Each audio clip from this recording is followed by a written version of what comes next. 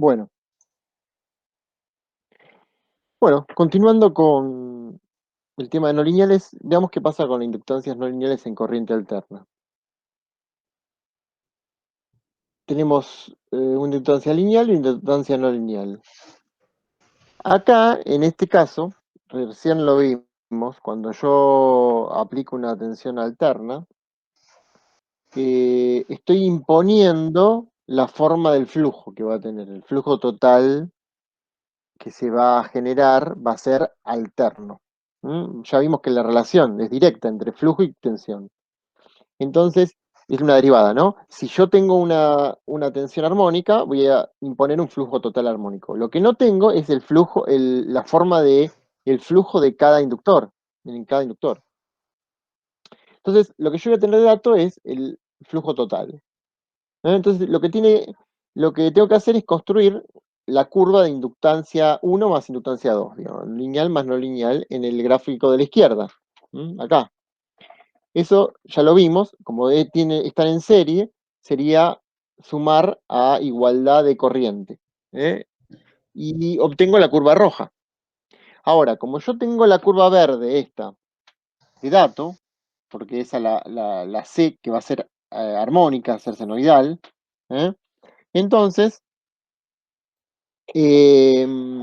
puedo ir del punto este para un determinado tiempo a la curva roja, ¿no? De ahí variar,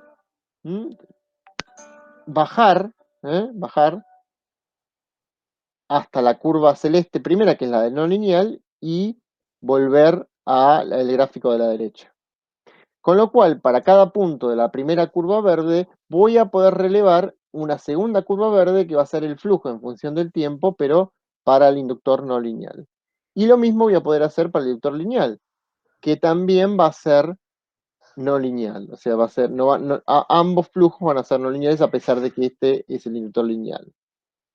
Es una forma de obtener los flujos, la variación instantánea de los flujos para el caso de que vos tenés una tensión alterna aplicada sobre una conexión en serie de dos inductores, uno lineal y uno lineal, o dos lineales, ¿no? También. Bueno, vamos a un ejemplo, un relé. Un relé, ¿no? Ustedes ya saben, ¿no? Lo que es un relé es un elemento de maniobra de potencia. ¿Alguien me puede cerrar el micrófono? Martín o Ariel, no sé quién. Un elemento de maniobra de potencia de los circuitos de baja tensión de potencia. Yo le aplico una tensión continua, por ejemplo, es un relé en continuo en este caso. Se genera un flujo, este se llama entrehierro, el relé se cierra al aplicar la corriente, ¿eh? Y se produce un movimiento de traslación o de rotación, depende de lo que yo necesite, para mover algo, tiene contactos auxiliares, etc. Bueno, entonces este es el principio de funcionamiento del relé. La corriente, como es continua, es la tensión dividida la resistencia. No depende del circuito magnético, o sea, no importa que el circuito magnético sea lineal o no lineal, directamente la corriente va a ser U sobre R. Ahora, yo tengo el hierro. El hierro tiene una relación BH no lineal. Supongamos que no hay histéresis, y tenemos la relación no lineal esta. Entonces el flujo en el hierro va a ser B por S. Y H por L es la fuerza magnetomotriz. En el caso del entrehierro, va a ser absolutamente lineal, ¿no es cierto? El entrehierro, ese aire, es lineal. Entonces la relación entre B y H en el aire es directamente mu0. Bueno, el flujo del entrehierro es B por H, nuevamente, y la fuerza magnetomotriz es H por el entrehierro. EH sería la longitud del entrehierro. Bueno, ¿qué tengo? La relación no lineal que les puse antes para el hierro y tengo la relación lineal para el entrehierro. Entonces, yo puedo, a partir de estas curvas de B y H, con estas ecuaciones, obtener una curva flujo en función de corriente. ¿Mm? La corriente va a ser proporcional a H por L, a N por I, es decir, al producto de H por la longitud. Entonces, yo voy a poder generar este gráfico que ustedes ven acá a partir de las curvas de BH que me da el fabricante. Una vez que tengo esa curva generada, tengo la superposición entre el entrehierro lineal y el hierro no lineal. Superpongo las curvas y genero mi curva suma de el inductor, entre comillas, no lineal y el inductor lineal. ¿Mm? Como hicimos hasta ahora, o sea, flujo constante, a flujo común, o sea, están en serie. Es un circuito magnético serie. Entonces, ¿qué pasa? Tengo una corriente aplicada constante. O sea, supongan que yo tengo esta corriente que la define la tensión continua. Si yo tengo abierto el relé, ¿no? Tengo abierto el relé y sería lo que se llama un flujo de retención. Ahora, si yo quisiera tener el relé cerrado, tendría que estar digamos, tendría que tener ¿qué flujo necesito yo para cerrar el relé? Ese se llama flujo de llamada, ¿m? Que sería un flujo sustancialmente menor que este flujo de retención. Fíjense que para esta corriente aplicada, la curva del inductor, aparte, digamos, cuando el relé está abierto, es entre hierro más no lineal, el flujo que le correspondería sería el flujo de llamada. Sin embargo, cuando yo cierro el relé, que paso a estar en esta curva, se me generaría un flujo de retención bastante más alto que el flujo de llamada, que sería el necesario para mantener cerrado el relé. ¿Mm? Entonces, ¿qué se hace? Se le agrega una resistencia adicional para bajar esta corriente a este valor. ¿Eh?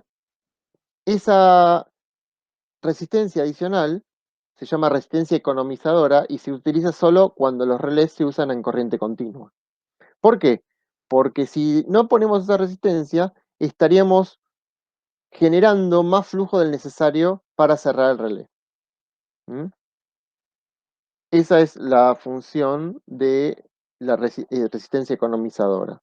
Y es una aplicación directa de un circuito no lineal. Por eso lo estoy exponiendo acá. ¿Mm? ¿Se entendió?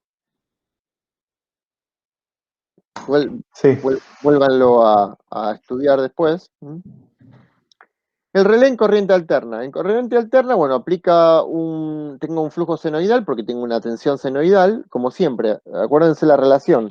Flujo y tensión tienen que ir de la mano.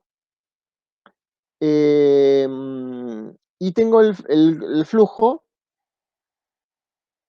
en función de la corriente y lo que acabo de mostrar. Tengo una curva que sea la suma de las dos y le estoy imponiendo al mismo relé anterior, le estoy imponiendo ahora tensión senoidal. ¿Eh? O sea, antes era continua, ahora es senoidal. Entonces quiero ver lo que pasa con eso. ¿Qué corriente se me va a generar? Bueno, como siempre, voy desde este gráfico para allá, ¿eh? Entro a la curva que me interesa, en este caso a la suma, bajo, y para igualdad de tiempos voy generando mi curva de corriente deformada, en este caso, ¿eh? Que va a ser la curva de corriente de llamada, ¿eh? Del relé, pero ahora funcionando en corriente alterna. ¿Mm? Acá la corriente se deforma, como esperábamos, para un caso senoidal, de tensión aplicada senoidal. Porque en el fondo, ¿qué es? Es una tensión senoidal aplicada a un elemento no lineal. Entonces la corriente se deforma. Cuando se cierra el relé, uno pasa a esta curva, ¿ven? A la celeste. Donde yo, al tener cerrado el relé, el entrehierro se cierra, se queda en cero, digamos en cero longitud, el relé se cerró, y tengo solo elementos no lineales, o sea, solo el hierro. ¿Mm? Entonces, la corriente que queda circulando, en ese caso, por el bobinado, es también deformada, pero mucho más chica, ¿ven? Mucho más chica que la inicial. ¿Mm? Esa corriente se llama de mantenimiento, corriente no señal de mantenimiento, que es de baja amplitud. Acá está exagerado, pero es más baja todavía. Y esa corriente, ven que pasó de un valor más grande a un valor mucho más chico, sin necesidad de resistencia economizadora. O sea, en este caso de alterna no haría falta porque se autorregula automáticamente. De hecho, los relés de alterna no tienen resistencia economizadora. Busquen en los folletos en internet resistencia economizadora en relés de corriente continua, a ver qué pueden eh, descubrir o aprender de los casos reales, ¿no? Estos. ¿Qué características? ¿Ven la forma de onda de la corriente esta? ¿O la otra? ¿Mm? Vamos a analizar un poquito la forma de onda de estas corrientes. Una manera es hacer Fourier. Como nosotros la tenemos gráficamente, también se puede hacer, o cargas esta curva en MATLAB y le hace Fourier, o le hace Fourier gráficamente de la siguiente manera. Primero, esta senoidal es impar. ¿Ven? La curva roja, ven que es impar, ¿no? O sea, esto sigue para allá, es una función impar, quiero decir, ¿no? Entonces no va a tener armónicas pares. ¿Mm? Eso lo vieron ya, ¿no? Lo vieron Sí, en... sí, sí, análisis 3. Análisis 3, sí. Bueno. Entonces, ya entrada ustedes ya se dan cuenta que no va a tener armónicas pares. La primera que va a tener tampoco va a tener continua, ¿no? Así como está, no tiene componente continuo. Entonces, va a tener la primera armónica. ¿Mm? Después va a tener la tercera armónica, ¿no? Y así la quinta, etcétera, ¿no? Este punto vamos a llamarle B, el punto máximo. Y este punto de donde se cruza, digamos, o donde es pi sobre 3, vamos a llamarle A. ¿Mm? La corriente se descompone así en armónicas, de impares, ¿no? Vamos a tomar como aproximación, porque realmente las armónicas que siguen para allá son de muy baja magnitud, vamos a tomar la aproximación de tomar las dos primeras armónicas. ¿Cómo se escriben las armónicas? Se escribe I1 máximo por el seno de omega t, la primera armónica, menos I3 máximo por el seno de 3 omega t. Esto sale del conocimiento de la serie de Fourier. Entonces, en omega igual a pi sobre 3, ¿qué se produce? Se produce que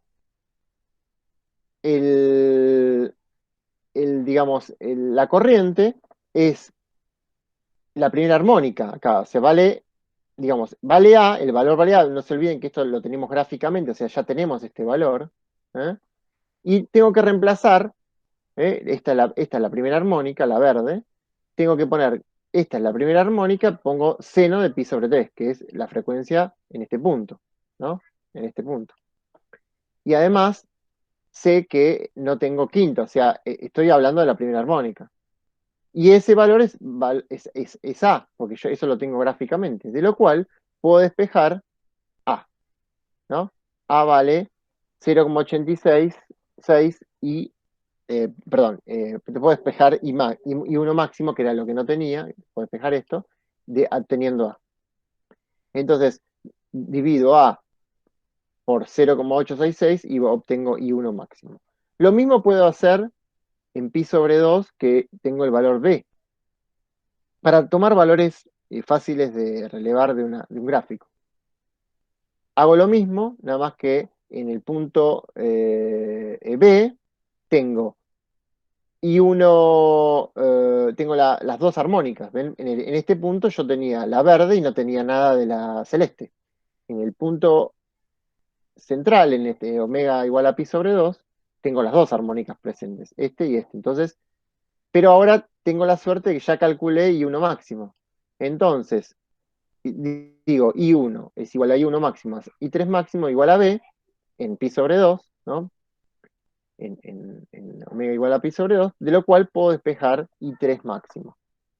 O sea, descompuse, es lo que sería la serie de Fourier gráficamente, tomando solo dos armónicos. Pueden seguir ustedes si quieren. ¿Mm?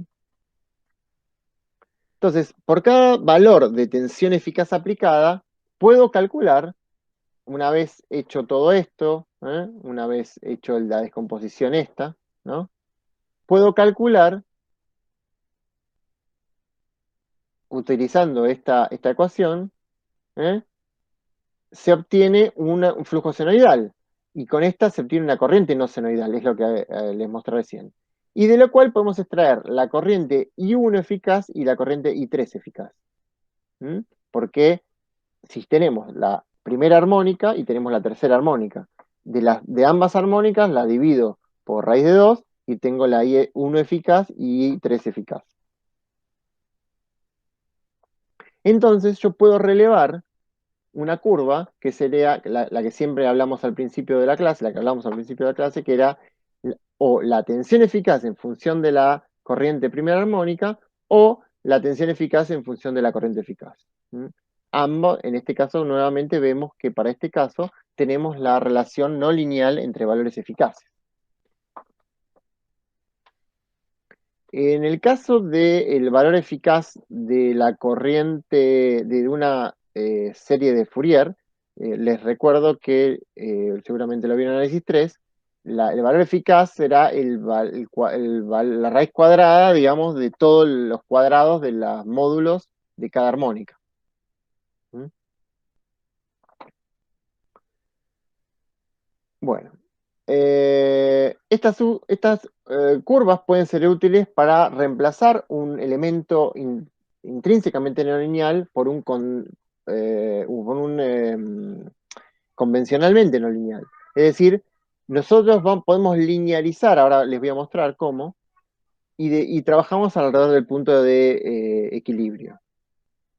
O podemos utilizar estas curvas para superposición gráfica, que las vamos a usar en ferroresonancia o para un descargador. ¿Eh? O sea, nosotros, a partir de un elemento intrínsecamente no lineal, que sabemos que trabaja en un punto constante de corriente, en un punto de trabajo fijo, podemos linealizarla. Por ejemplo, si tenemos esta curva que acabamos de ver recién, podemos decir, bueno, yo sé que estoy trabajando en este momento con este valor de la tensión eficaz. Por lo tanto, voy a tener esta corriente eficaz. Entonces, lo voy a linealizar alrededor de este punto y voy a suponer que mi circuito, en vez de tener un inductor no lineal, tiene un inductor lineal, pero solo en ese punto. O sea, esto es válido si el circuito no se me corre de este estado. ¿Y con esto qué ganamos? Ganamos que podemos tratar el circuito como hicimos en electrotecnia, como si tuviera un inductor lineal. Podemos usar todas las herramientas que conocemos para calcular circuitos lineales. En este caso hemos despreciado las armónicas superiores a 5,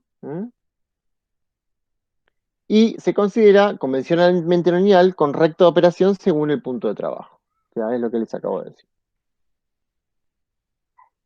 Bueno, un tema también interesante son las instancias saturables. La idea es controlar la corriente alterna I1 que circula por un arrollamiento, variando una corriente continua que circula por otro arrollamiento. Ustedes tienen dos arrollamientos en un mismo núcleo. Uno de continua, que se va a generar I0, y uno de alterna, que se va a generar I1. Entonces, ¿cómo funciona esto? Tienen su relación flujo-corriente no lineal, ¿no es cierto? Ustedes aplican un flujo alterno. ¿Por qué? Porque la tensión aplicada es alterna. Si aplican el flujo alterno y generan la curva de corriente, como hicimos hasta ahora en todos los casos, les va a dar esta curva deformada de corriente que circula por el arrollamiento de alterna. Ahora, ¿es este el flujo real que va a circular por el arrollamiento debido a, fíjense, este alterno, es el flujo generado por el arrollamiento alterno. Y este flujo cero es el generado por el otro arrollamiento de alterna. Es un flujo continuo. Entonces, seguramente el flujo total va a ser la suma del flujo continuo más el alterno. Por eso yo lo dibujé así y no lo dibujé alrededor de este eje. Perdón, Ernesto, ¿y el lambda? ¿Qué lambda? El lambda del segundo gráfico. Ah, no, no, no. No, es lambda. Todos son lambdas. Cambié la letra, pero en realidad son todos lambdas. Sí, ¿Eh? sí, pero digo, sería el flujo total. Flujo total. Flujo total concatenado. Sí. Multiplicado por las vueltas. ¿Mm? ¿Ok? Sí, sí. Ah, bueno. Entonces yo le aplico esta suma de ambos flujos a el hierro. Me genera esta corriente. Pero este flujo cero, yo no sé cuánto vale. ¿Por qué? Fíjense, yo lo que sé es que si yo voy a aplicar esta suma de estos dos flujos, se me va a generar esta corriente. Pero yo también sé que no puede estar el eje de la corriente acá. Yo sé que esta superficie que genera esta corriente tiene que ser igual a esta superficie, porque el valor medio tiene que ser cero de esta corriente. ¿Mm? A ver si. Entonces, sígame, ya lo voy a explicar todo, pero lo que hay que hacer es intentar con un primer flujo tentativo y después correr el eje acá, ¿m? Correr el eje para que el valor medio de esta corriente sea cero. El valor medio de esta corriente no puede ser distinto de cero. Entonces, el eje real donde la corriente va a oscilar va a ser el segundo eje, que va a corresponder con un flujo real, que es el que realmente se me va a generar o se tiene que generar en el eh, arrollamiento continuo. ¿Mm? Eh, entonces acá eso es lo que se explica acá. Si la tensión es sinusoidal, entonces, y la R es baja, considero que la resistencia esa que está en el arrollamiento alterna la desprecio, directamente tengo esta relación para la tensión. Eh, Despejando el flujo, me queda un flujo senoidal más un flujo constante, que es lo que yo les mostré antes. Este es un flujo constante y es una constante indeterminada porque yo no la sé en este punto. Sé esto. ¿Mm? Si la corriente es cero, o sea, si la corriente de continua fuera cero, el flujo continuo sería cero. ¿Mm?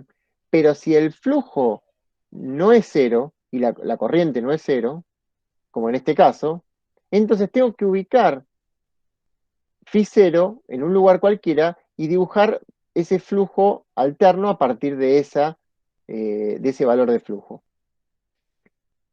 Y el, con ese flujo total, que es el continuo más el alterno, se pasa a la curva de saturación, flujo en función de corriente, y se obtiene esa forma de onda de corriente magnetomotriz, de I por E, digamos,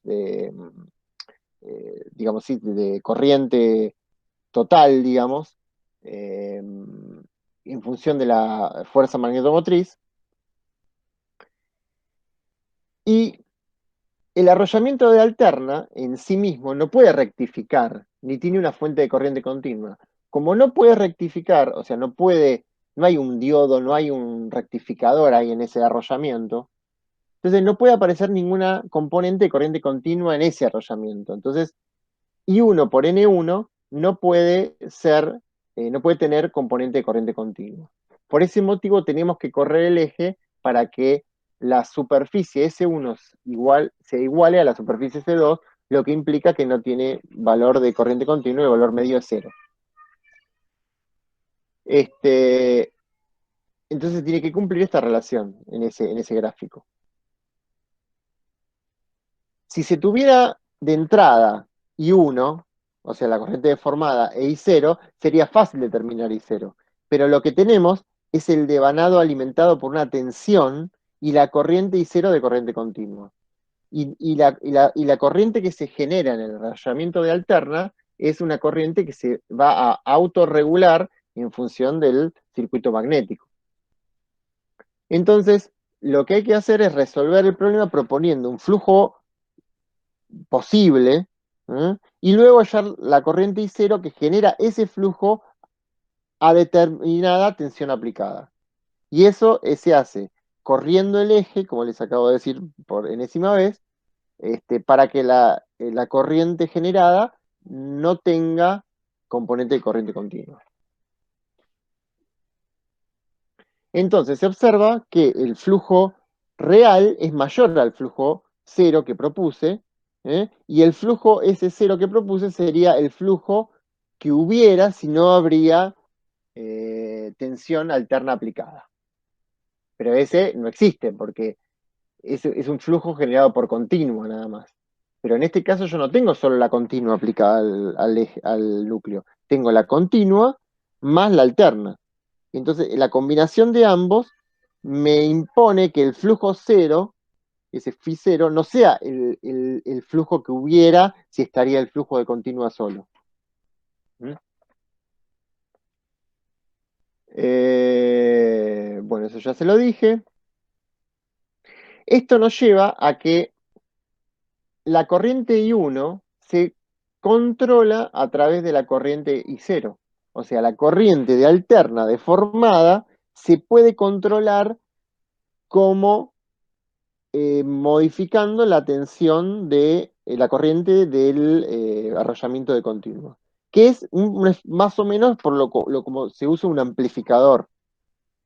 Ustedes vimos recién el transistor. El transistor es el elemento fundamental del amplificador.